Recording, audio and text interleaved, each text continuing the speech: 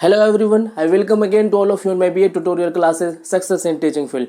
हम में से हर इंसान ये चाहता है कि उनके बहनों का, उनकी बेटियों का इलाज कोई लेडी डॉक्टर करे या फिर नर्स करे, जेंट्स ना करे, क्योंकि वहाँ पर सेक्सुअल हरासमेंट का डर लगा रहता है, सेक्सुअल एब्यूज़ का और सेक्सुअल वायलेंस का।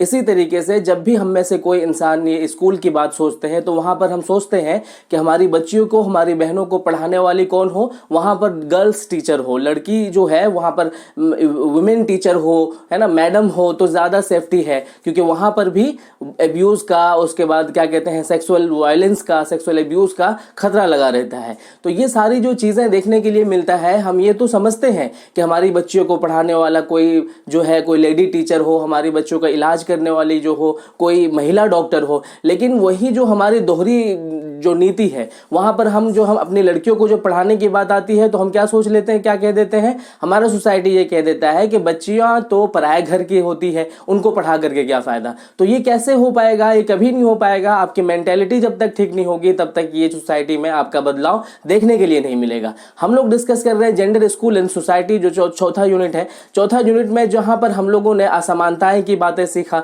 किस किस तरीके से हर विभाग में असमानताएं दी जाती है, इससे पहले करिकुलम में, उससे पहले एजुकेशन में, उससे पहले सब्जेक्ट में, और अब हम लोग सीखेंगे कि स्कूल के अकॉर्डिंग। यहां पर देखिए आप हेडिंग है ना, issues of gender inequality in curriculum and school. तो करिकुलम इससे पहले मैंने डिस्कस कर दिया। अभी हम लोग समझेंगे कि स्कूल में इनइक्वालिटी यानी कि असमानताएं की बातें किस तरीके से की जाती है, असमानताएं आपको किस तरीके से दी जाती है स्कूल में, उसी को हम लोग यहां पर समझेंगे। चलते हैं हम लोग अपने कॉन्सेप्ट के अकॉर्डिंग, मीनिंग के अकॉर्डिंग। जिस तरीके से मैंने आपको लिखा है उसी तरीके से थोड़ा सा आपका जो आंसर होगा एक्सप्लेन होकर के होगा, एलोबरेट करके होगा, उसको ज्यादा ब्रीफ करके लिखेंगे। डिपेंड करता है कि लॉन्ग है या फिर शॉर्ट है, तो लेकिन लिखेंगे आप इसी तरीके से जिस तरीके से मैं समझा रहा हूं, तो 100% आपका जो आंसर होगा बहुत इफेक्टिव होगा।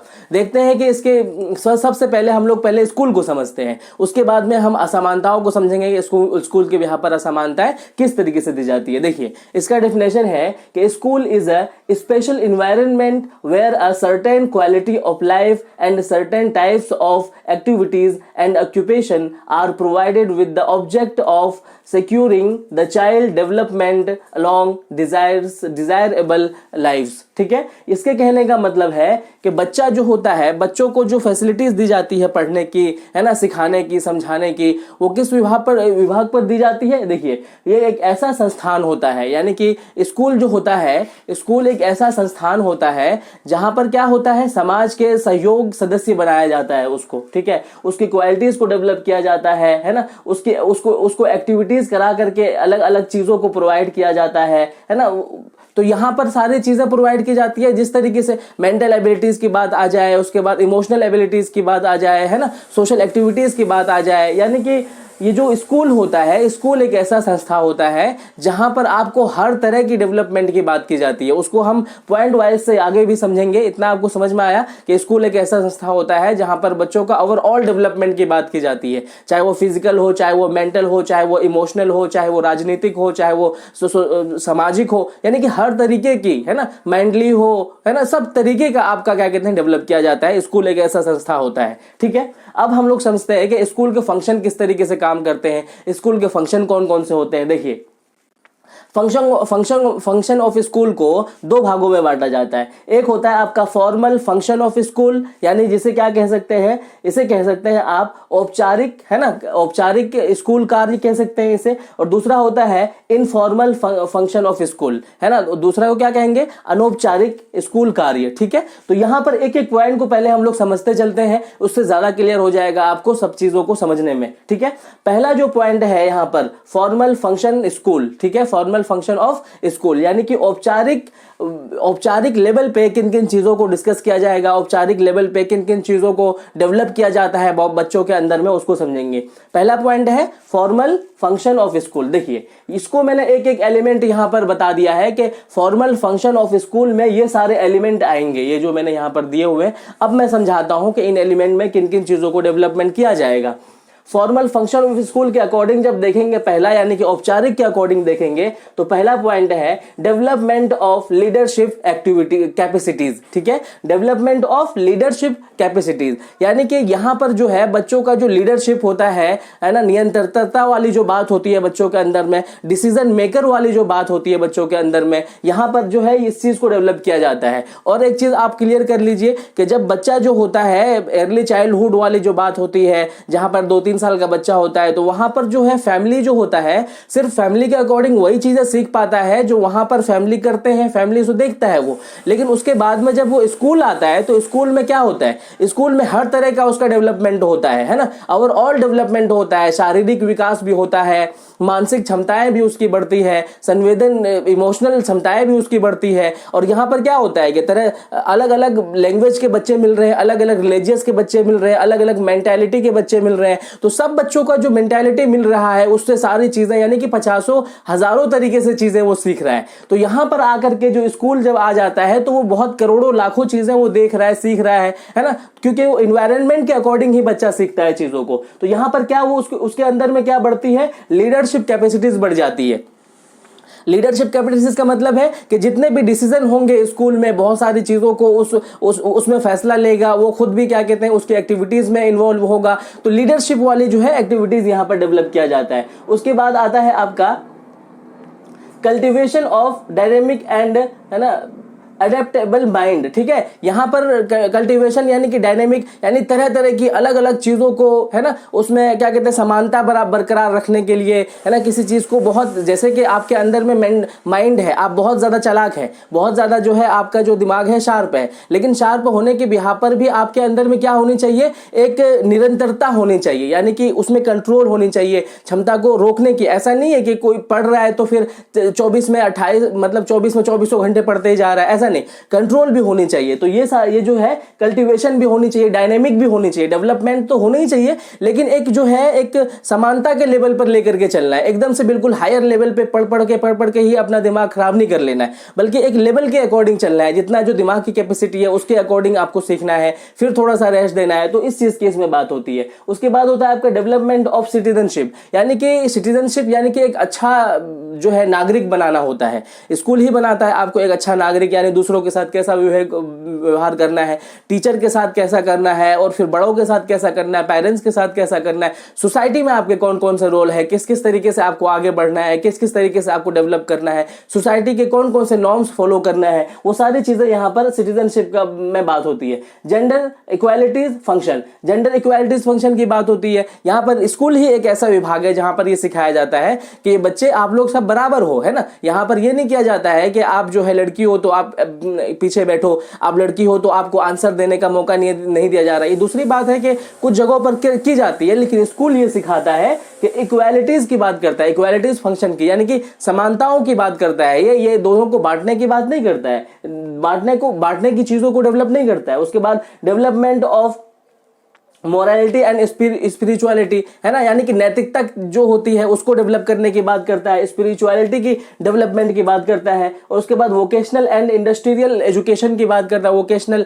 है ना, यानी कि आपका जो पेशा है, आप जो काम करेंगे, आगे क्या बनेंगे, क्या बनना चाहते हैं, कौन सी चीज आपके लिए ज्यादा यूजफुल रहेगा, कैसे कैसे नॉलेज आपको सीखना चाहिए, वोकेशन कौन सा बिजनेस आपको करना चाहिए, है ना। उसके बाद है आपका क्या कहते हैं इंडस्ट्रियल एजुकेशन, यानी कि आप इंडस्ट्रियल में किस तरीके से डेवलप करेंगे, कैसे एजुकेशन को आपको आगे की फ्यूचर के लिए चूज करना चाहिए, ये सारी चीजों को डेवलप किया जाता है। उसके बाद है आपका डेवलपमेंट ऑफ मेंटल पावर्स, है ना, मेंटल पावर्स, दिमागी पावर को भी डेवलप किया जाता है। यानी जब मैं ये कह रहा हूं कि ओवरऑल डेवलपमेंट की बात होगी तो ये सारी चीजें, इसके अलावा भी जो आपके दिमाग में आता है, स्कूल को जब ध्यान में लाएंगे तो वो सारी चीजों को आपको इसमें इनके एलिमेंट में इंक्लूड करते चले जाना है, जो चीजें मैंने यहां पर एग्जाम्पल के तौर पर किया है।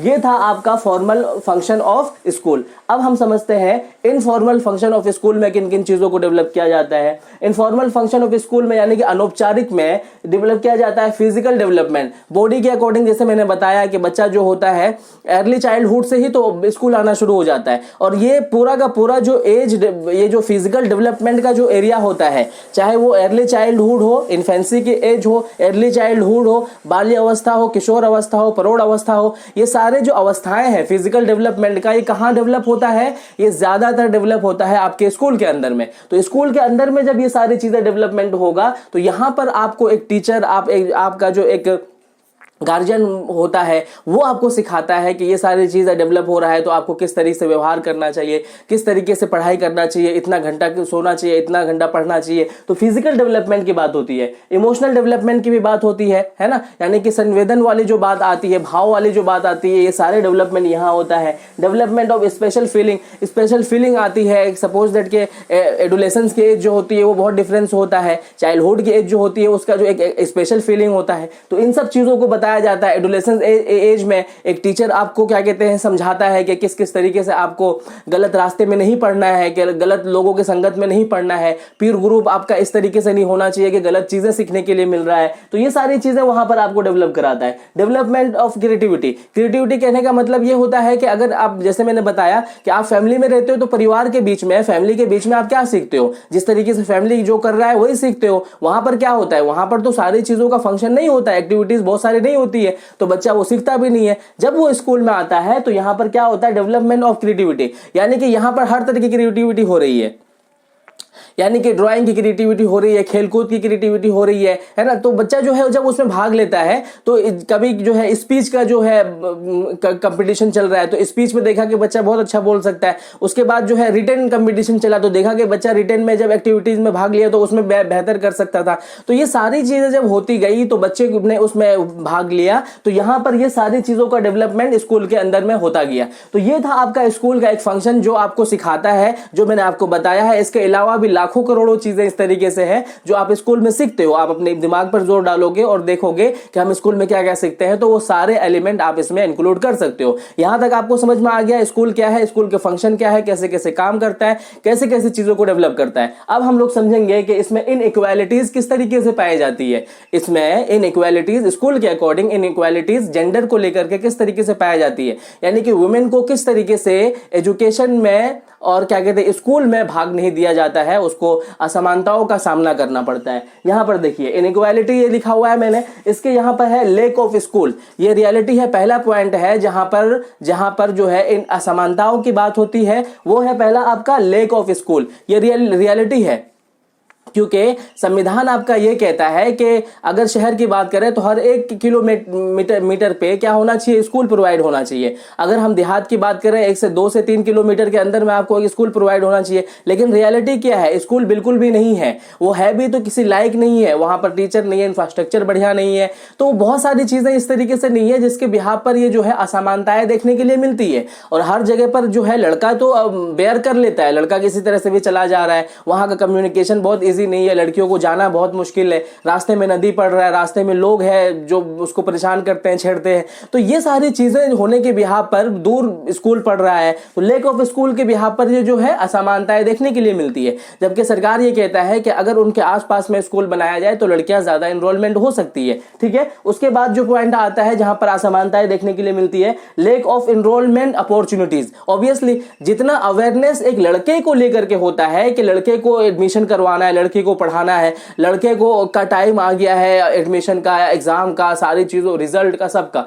जिस तरीके से अवेयरनेस कराया जाता है एक लड़के के लिए, लड़कियों के लिए नहीं किया जाता है। लड़कियों को यह समझ लिया जाता है कि ठीक है 8वीं में पढ़ा देंगे, ठीक है 9वीं में नाम लिखवा देंगे, ठीक है 10वीं में नाम लिखवा देंगे। इस तरीके से करते करते फिर कहता है लड़की बड़ी हो गई है, इसकी शादी करवाना है, इसके पैसे जमा करना है, इसकी शादी के लिए दहेज के लिए पैसे जमा करना है, ये सारी बुराइयां फैलती चली जाती है। तो उसको अपॉर्चुनिटीज नहीं दी जाती है, उसको ये कह दिया जाता है कि तुम क्या करोगे, तुम स्कूल जाओगे तो घर कौन संभालेगा, तो घर की रिस्पॉन्सिबिलिटी उसके साथ जोड़ दिया जाता है। यानी कि लेक ऑफ एनरोलमेंट की जो अपॉर्चुनिटीज होती है वो अपॉर्चुनिटीज बहुत कम दी जाती है। ठीक है, उसके बाद है आपका lake of safety. Obviously safety, अगर बच्चा जो होता है स्कूल में बहुत सारे जो है हरासमेंट की जाती है, चाहे वो टीचर के थ्रू से हो, चाहे वो दूसरे लोगों के थ्रू से हो, चाहे वो वहाँ के क्षेत्र के लोगों के थ्रू से हो, तो बच्चों की जो लाइफ होती है, बच्चों की लाइफ आए दिन सुनने के लिए मिलता है कि उसके साथ में रेप हो गया, उसके साथ में छेड़खानी हो गया, उसको मार दिया गया। तो ये सारी जो बुराइयां दे हमारी सोसाइटी में है, उसके बिहाफ पर भी ये जो है आपका लेक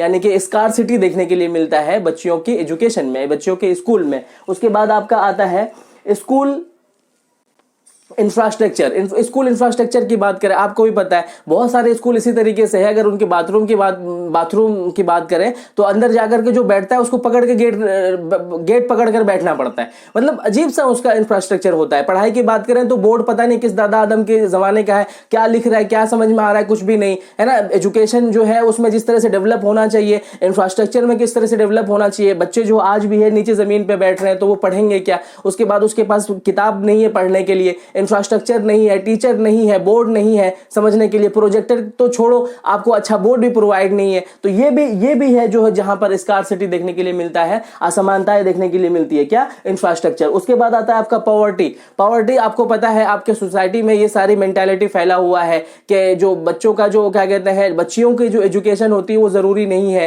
क्योंकि उसको पराए घर का धन माना जाता है और उसके दहेज में इतने पैसे लगेंगे, दहेज के लिए पैसा जमा करें या फिर उसके एजुकेशन में पैसा लगाएं। तो ये सारी जो गंदी जो पॉवर्टी को लेकर के फैला हुआ है कि आपको पढ़ाएंगे तो फिर आपको दहेज किस तरीके से देंगे, ये सारी जो पॉवर्टी जो फैला हुआ है सोसाइटी में, पॉवर्टी भी देखने के लिए मिलता है। क्योंकि और भी स्कूलों की बात करें तो एक एक स्कूल, एक एक क्लास का, एक एक किताब का, उनका अगर एडमिशन की बात करें तो एडमिशन फी उसका बहुत ज्यादा हो जाता है। 5 से 10 हजार हो गया तो बच्ची बेचारी कैसे पढ़ेगी। उसके बाद में उसका क्या कहते हैं, अगर उसके बाद बात आती है फिर उसके ड्रेसिंग के लिए भी उसको 2000 रुपए चाहिए। किताब की बात आती है, किताब के लिए भी उसको 5000 चाहिए। तो यहां तक इतना ज्यादा पैसे चूसते हैं ये क्या कहते हैं स्कूल वाले कि बच्चियां फिर पढ़ाई छोड़ देती है, कहते कि छोड़ो इतना सारा पैसा कहां से लाएंगे। तो बच्चियां पॉवर्टी के बिहार पर भी नहीं पढ़ पाती है। उसके बाद में ये जो पॉइंट है ट्रेडिशनल व्यू पॉइंट, जैसे मैंने बताया कि बच्चियां जो होती है पराए घर की धन होती है, क्यों पढ़ाना है, दहेज के लिए पैसे कहां से लाएंगे, ये सारी मेंटालिटी जो फैली होती है, ये जो व्यू पॉइंट होता है ट्रेडिशनल जो चलता आ रहा है, ये बुराइयां भी देखने के लिए मिलता है,